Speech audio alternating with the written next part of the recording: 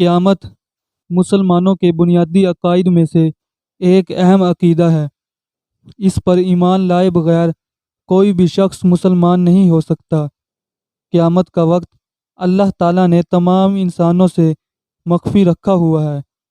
کوئی بھی یہ دعویٰ نہیں کر سکتا کہ قیامت کب آئے گی۔ تاہم اللہ کے نبی نے مسلمانوں کو بخشش کا موقع دیتے ہوئے کچھ نشانیاں بتائی ہیں، جن کے بارے میں حدیث شریف میں ارشاد کیا ہے کہ جب یہ واقعات رونما ہو جائیں تو سمجھ لینا قیامت بہت نزدیک آ چکی ہے۔ آپ صلی اللہ علیہ وآلہ وسلم نے فرمایا کہ قیامت کی سب سے پہلی نشانی میرا انتقال ہے۔ قیامت کی دوسری نشانی آپ صلی اللہ علیہ وآلہ وسلم نے فلسطین موجودہ اسرائیل کے قبضے میں واقع بیت المقدس کی فتح ہے۔ یاد رہے کہ ماضی میں بھی مسلمان اس علاقے کو فتح کر چکے ہیں۔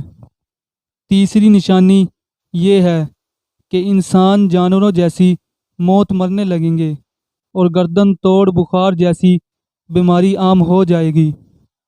آثار قیامت میں سے چوتھی نشانی یہ ہے کہ مال کا پھیلاؤ بے پناہ بڑھ جائے گا، یہاں تک کہ کسی شخص کو 100 دینار بھی دیے جائیں گے تب بھی وہ ناراض ہی رہے گا۔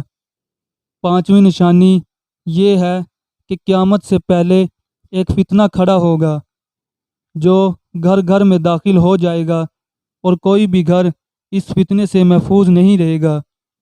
چھٹی اور آخری نشانی یہ ہے کہ مسلمانوں اور بنو اسفر کے درمیان صلح ہوگی، پھر وہ بے وفائی کریں گے اور 80 جھنڈے لے کر مسلمانوں پر چڑھ دوڑیں گے۔